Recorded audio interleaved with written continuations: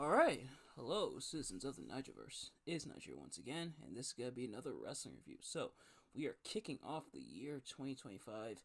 Well, we're kicking it off a week late, but nevertheless, we are kicking it off with a show, bringing several different companies together. It's time to review the first of what I'm sure will be a number of Wrestle Dynasty. It's time to look at the inaugural, the maiden voyage, if you will, or maybe this will be a one-time event. Not entirely sure yet, but it's time to review Wrestle Dynasty. A little bit a week late, but nevertheless, we are here. We have our matches, and of course, as always, I'm not professional wrestling reviewer or analyst or anything like that. Just a man who enjoys a good time, and I would say I had a pretty good time with this one. On this show, a number of stuff of going for it. Not just in terms of what happened on the actual show itself, but in the build-up of it. More specifically, the return of Kenny Omega. So, what will happen when he takes on Gabe Kidd? Let's find out. Now, of course, if you've seen these reviews of mine before, you kind of know how this works. If you haven't, I'm going to be talking about what I liked and disliked about each match. I'm going to go match by match. Now, I also do want to talk about because this is technically my first New Japan show. Now, technically this will also be my first show for Ring of Honor, CMLL, Stardom, as well as New Japan. But especially because we're in the Tokyo Dome, we're technically on like New Japan soil in a way. We even have kind of New Japan presentation, and we have the commentary from New Japan, if I'm not mistaken. And so, so this very much has a New Japan feel to it. Even though it is technically all these companies coming together. Now, I did not watch Wrestle Kingdom this year. I might watch Wrestle Kingdom next year, but sadly this year, I didn't. I think I could have because they did have the two pay-per-view pack, but I was mainly here for Wrestle Dynasty because it's technically also AEW involved, but maybe next year for Wrestle Kingdom, especially because next year will be Wrestle Kingdom 20. So, so there is that. But nevertheless, seeing the presentation and how it's presented, with the crowd and everything, it's a bit different, and it's a bit interesting how it looks, how it feels, the rule set and stuff like that, such as titles apparently being able to change hands via count out disqualification, in which is crazy to think that in like traditional or even not traditional, but the wrestling rules that and I'm sure most of us are used to, where you're technically a wrestler losing the match for any reason, especially getting counted out or not being qualified to continue wrestling the match, thus disqualification, probably should result in him not having the title anymore. But yet it doesn't. But here, her counts and disqualifications and who in fact count towards losing the championship. But also the fact that there is a 20 count, not your standard 10 count, but a 20 count, and I found that out the hard way because as they were doing the count to 10, I thought, oh man, the match gonna end a count. I forgot exactly what match it was, but then they kept going. Now they do count.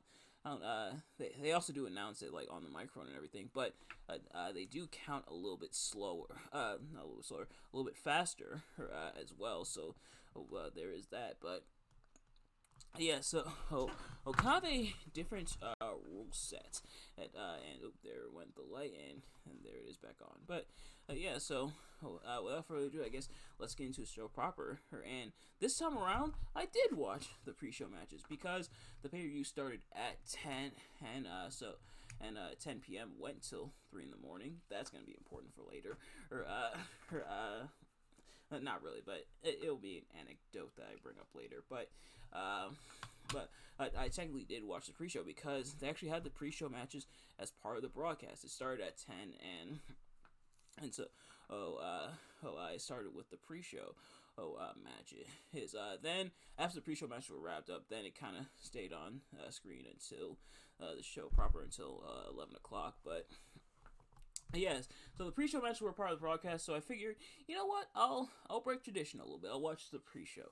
I'll kind of just to get the feet wet and everything. So for starters, we had the final four-way match for the International Women's Cup, with the winner receiving a women's championship match from the participating promotion of their choosing, as Stardom, AEW, CMLL, and Ring of Honor were present. Momo Watanabe from Stardom, Willow Nightingale from AEW, Persephone from CMLL, and Athena from, well, technically also AEW, but Ring of Honor essentially. So he's seeing these four, her more so unfamiliar with Momo Watanabe and Persephone, but I think they did really well. Will Nightingale, Athena, them doing very well as well. Athena cost the match by Hekla, if I am pronouncing her name correctly, which apparently is having some issues with her on Ring of Honor there, but Momo Watanabe picking up the win, so congrats to her. This match, not too bad. Had the crowd not quite as hot for this one as they would be later on kind of just a primer match, if you will. But still, I think all four ladies did relatively well, I would say. But then next up for the Ring of Honor World Tag Team Championships, the Sons of Texas, that being Dustin Rhodes and Sammy Guevara, defended against House of Torture, that being Sho and Yoshinobu Kanemaru. And if I mispronounce any of these names, I do apologize. As Dustin Rhodes and Sammy Guevara busting out the Deadpool and Wolverine gear. Thankfully, no one else from House of Torture showed up in Wolverine gear, so we didn't have another awkward moment like between Sammy Guevara and Brian Cage, with them both wearing Wolverine gear. But nevertheless, as now I do kind of get, but at the same time, considering Dustin Rhodes is older, shouldn't he probably be wearing the Wolverine gear? But nevertheless, that's neither here nor there. This match pretty decent for the most part. They do House of Torture. I forget which one of them it was.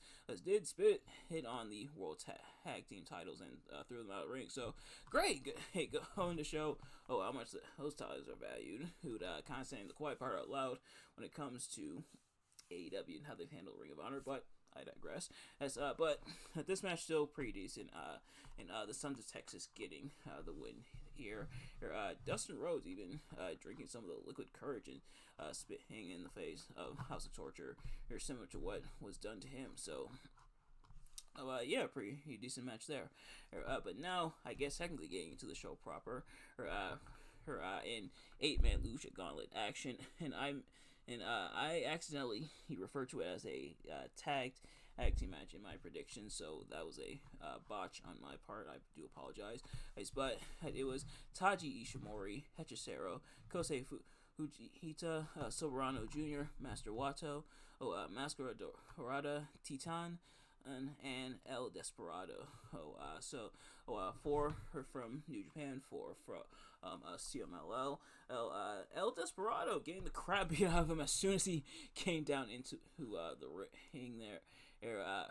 Just won the IWGP Junior Heavyweight Championship. I believe he won it right at Wrestle Kingdom 19, so fairly recently before this match. But this match was pretty decent. Kind of to showcase what all 8 men can do. Ultimately, Taji Ishimori getting the win here, so congrats to him.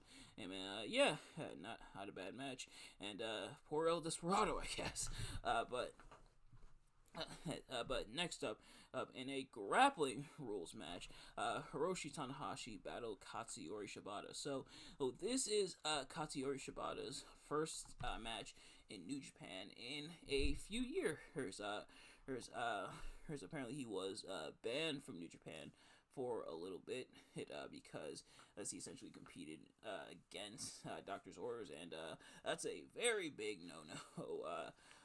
It's crazy that here in the States that would almost gonna be a slap on the wrist. In some cases, that would almost be commended, but here it's a big old no, and admittedly understandable. But nevertheless, Tanahashi, he making an exception for him. And I'm sure her obviously has that pull, him being president and everything, but.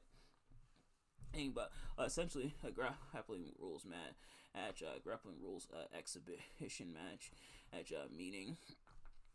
I forget the exact rules, but pretty much there's a time limit on there, and for the 5 minutes it's that they competed, I think they still tore the house down, including the ending sequence, them just chopping the crap out of each other. So a nice little exhibition there. So having a draw, no clear winner, which does kind of suck, but for an exhibition there, I think they, I don't want to say exhibited it, although it's right in the name, but I think they still did relatively well.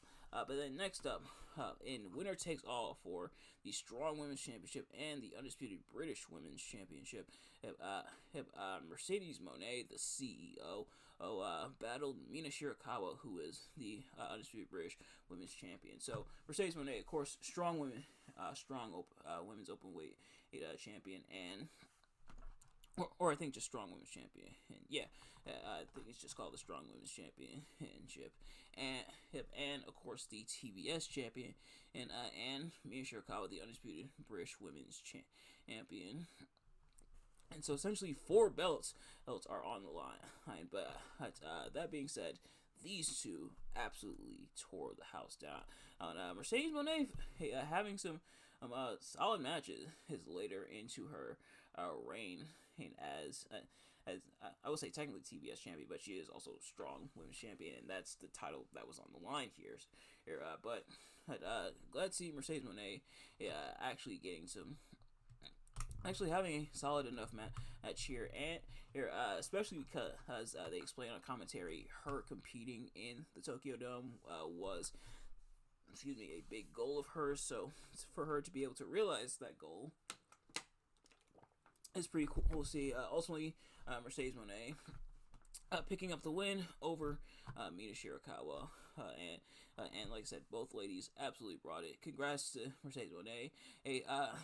Show respect outward. So Mercedes Moné potentially turning face, because she kind of did something similar when she battled, I believe it was when she battled Chris Statlander, but. Mina having none of that, saying she wants to challenge Mercedes one more time. Will she do that? Time will tell. But next up in singles action, David Finlay battles Brody King. So, kind of a, in a way, kind of a Dave versus Goliath battle. Literally a Dave versus Goliath battle, because of course David Finlay and I guess this past collision, and to an extent Dynamite, kind of shed some light onto why House of Black, it seems like they're going on their own. That's because they technically are, because it looks like Malachi Black is finishing up with AEW. So I guess endeavors like this are going to be more normal for House of Black, in which they're essentially splitting. And I guess I'll talk about it here, because I might not have another place to do so.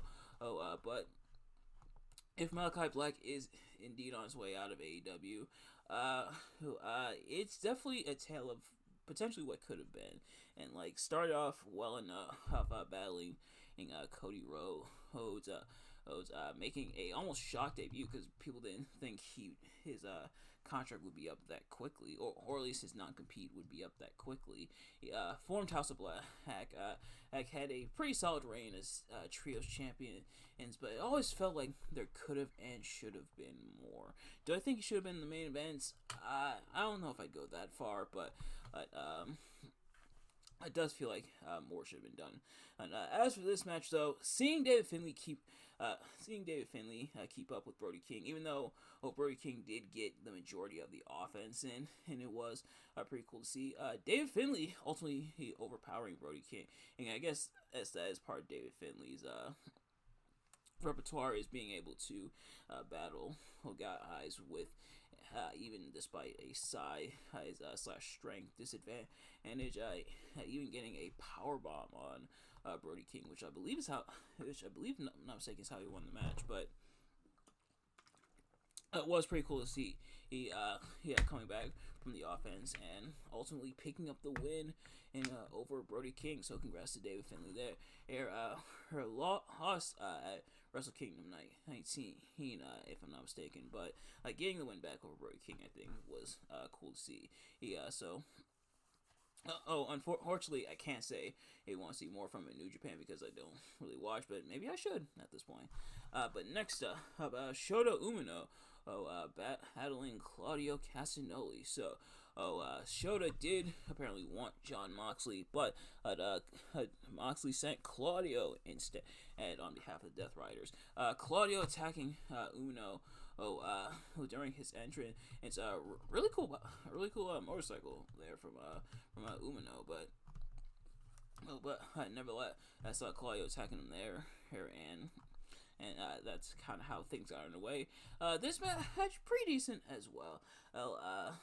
Umino, they did explain kind of his affiliation and everything with the Death Riders, even hitting the Death Rider for the win. But I think these two did really well. Shota Umino, unfortunately, not quite as familiar, but I think seeing his work here with Claudio was pretty fun to see, and Umino getting the win there. So, will he come back into conflict with the Death Riders? We will have to wait and see, perhaps. But next up, for both the Never Openweight Championship and the AEW International Championship, a lot of winner takes all in a way on this show. The Alpha Konosuke Takeshita battling the Stone-Faced Pitbull Tomohiro Ishii. So, and this match was a lot of fun as well. Some hard shot, some strikes, and Takeshita ultimately picking up the win over Ishii. But seeing what Ishii did here, especially then putting over on commentary, Ishii not really having the best 2024, so looking to turn around in the new year. Sadly, he not really coming to fruition here because he did lose the match, but still, I think did really well. And Takeshita picking up the win and kind of building him up. Takeshita coming out with, I believe that was his New Japan theme. He came out to, or it could be a new song entirely. Can you tell him a little bit out of my element here, or a little bit out of my depth? But nevertheless, Takeshita getting the win, and so congrats to him. Next up for the vacant IWGP Tag Team Championships, the Young Bucks, that being Matthew and Nicholas Jackson, the EVPs, the United Empire, that being Great-O-Khan and Jeff Cobb, and LIJ, that being Tetsuya Naito and Hiromu Takahashi. I forget exactly how the Tag Team Championships were vacated, so I should look into that list of IWGP Tag Team Champions, and I think I saw kind of delving into the history there. I believe I saw the Steiner brothers there. Rick Scott Steiner held the IWGP Tag Team title. So, nice little bit of trivia there. Let's see. So it was an R8, if I'm getting the name correct, part of the United Empire who teamed with Great-O-Khan as tag team champions, but because he got injured, or the titles were vacated. I'm surprised they didn't do the Freebird rule, but maybe that's not really a thing in New Japan. But nevertheless, as for this match was pretty cool as well. The Young Bucks, if I'm not mistaken, this being one of, if not their first matches since losing the AEW World Tag Team Championships. Seeing Naito and Takahashi, them I saw a little bit more from than Jeff Cobb and Great-O-Khan. Well, Jeff Cobb as well, but I think Great-O-Khan was the only one I hadn't really seen. But nevertheless, as seeing what the other teams got up to was pretty cool. And the Young Bucks ultimately picking up the win, becoming IWGP Tag Team Champion, and kind of alluding to the fact that they're going to be in Japan for a while defending the titles. Or they might not, that their exact words, but yeah. Nevertheless, the Elite continue on the show. Oh, as for the IWGP Global Heavyweight Championship, the title that I believe David Finlay just held the title that he lost. So Yota Tsuji, he defended against the Scapegoat Jack Perry. So if I remember correctly on commentary, Yota Tsuji, did want to battle Kazuchika Okada. Excuse me, my goodness. Kind of called out Kazuchika Okada for not being there in New Japan, and apparently did want him for this match. But ultimately, it fell on the Scapegoat Jack Perry. This match was okay.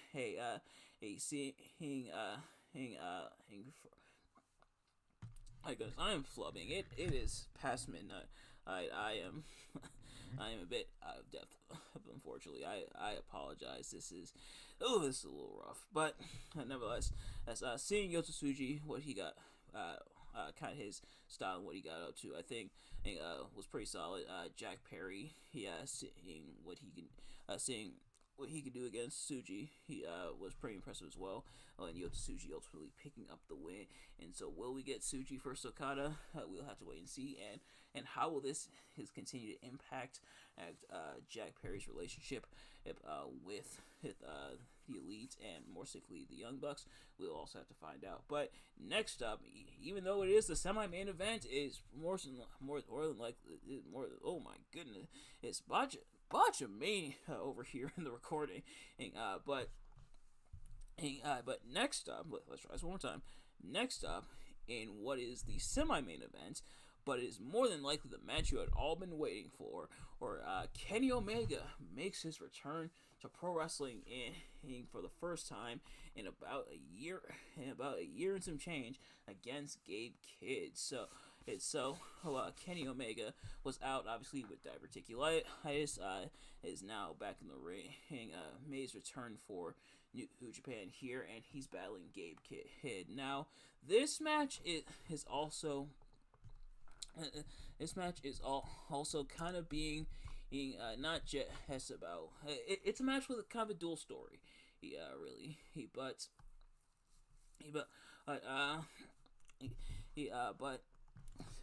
a match where it's about Kenny Omega's return and him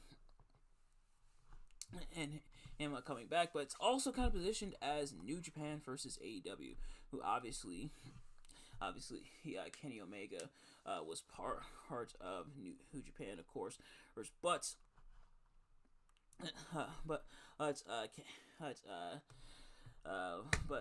obviously part of AEW. Helped he one of the founders or president, what have you, of AEW, and so they kind of position it in that way. And Gabe Kidd kind of calling out Omega. Gabe Kidd essentially waving the banner for AEW here,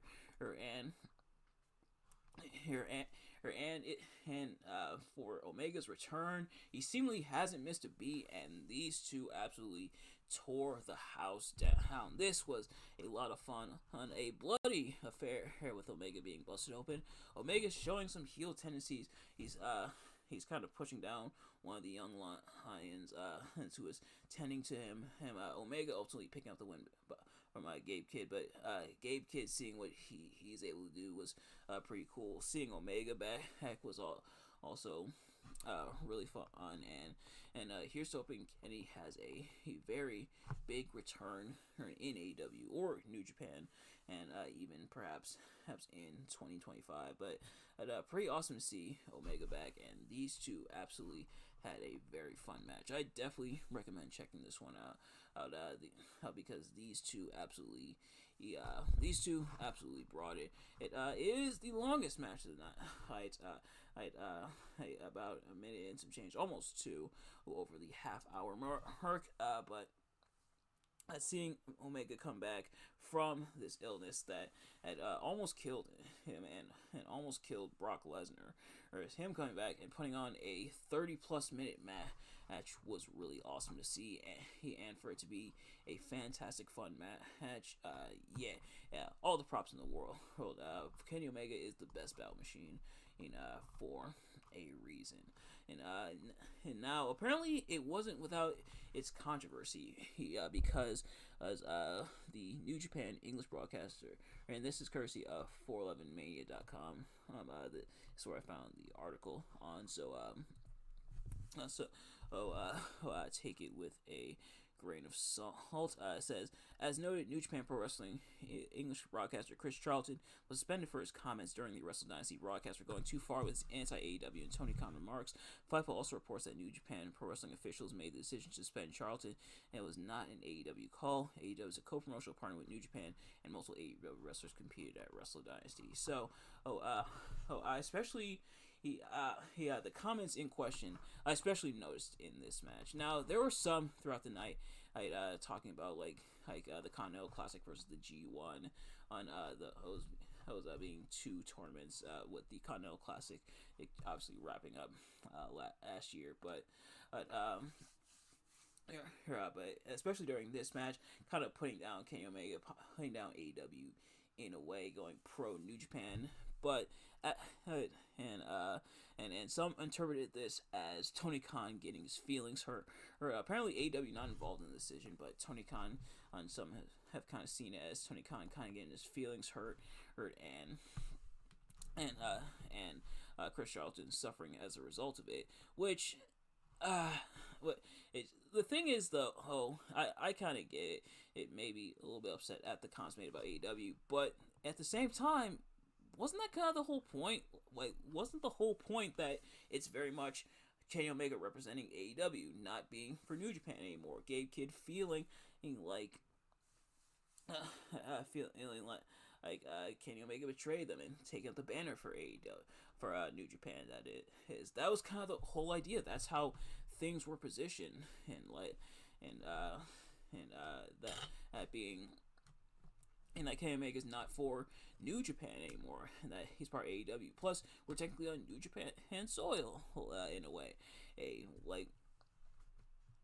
Maybe he did go a little bit overboard at times. I do agree, but at the same time, that was kind of the whole idea. I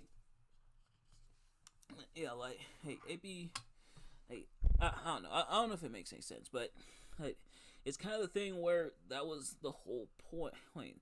And how the match was positioned, how the story was positioned, that's very much, in a way, AEW versus New Japan. So kind of going along with it.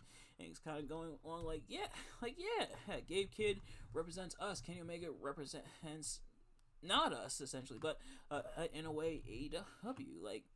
And even the things that were said even weren't that crazy. He didn't say AEW's crap or AEW sucks or anything. Just more so putting over New Japan. And in a way, I think in that context, I can understand, and I can understand maybe getting a little bit offended. I didn't really find it that offensive. Maybe it's because I'm not a super. Maybe it's because I'm not super duper AEW fanboy. I do enjoy AEW, but I don't think it was that offensive. I don't think it was that crazy. Maybe I'm alone on that. Let me know in the comments what you guys think. I think this punishment is kind of overkill. Like I said, do I think he went a little too far? Maybe, but I didn't really interpret it as that. And so yeah, I think the punishment, him suspending him for that's a little overkill. That's a little much for me. Maybe just say, hey, maybe kind of tone it down a little bit next time. But I don't know about outright suspending. That is kind of crazy to me. But nevertheless, in the main event for the IWGP World Heavyweight Championship, because good luck following the return of Kenny Omega in a fantastic match. Zack Sabre Jr. defending against Ricochet. Ricochet main eventing here, or like I said, makes sense. It does make sense to an extent why this main evented over Omega, but because it is the IWGP World Heavyweight Championship. But at the same time, there's a reason oftentimes World Championship matches don't main event and over other matches. But that being said, this match was also a lot of fun. On seeing Ricochet hold his own over Zack Sabre Jr. and Zack Sabre Jr. is so fluid when it comes to a technician. Like admittedly, he even though I haven't seen a whole lot of Zack Sabre Jr., seeing him in his work with the AW New Japan crossover or in like Forbidden Door and stuff like that, and then seeing him here, man, Zack Sabre Jr. is so fluid. But this match was a lot of fun as well, and seeing Ricochet hold his own against Zack Sabre Jr., ZSJ, if you will, was pretty cool. And when Zack Sabre Jr. is so fluid, is such a fluid, fantastic technician. And they say in commentary, well, for starters, they call him the best tournament wrestler. So I guess now, Zack Sabre Jr. and Kazuchika Okada got a fight over who indeed is the best tournament wrestler. But also saying there may not be anyone technically that matches Zack Sabre Jr. And honestly, I might have to agree. Bryan Danielson is fantastic, but ZSJ is on another level. That having said, ultimately, Zack Sabre Jr. twisting up Ricochet like a damn pretzel, ultimately getting Ricochet to tap out. And it's crazy that he was about to switch into another submission, but Ricochet did verbally submit. He didn't tap out, but he verbally submitted. But this match was a lot of fun.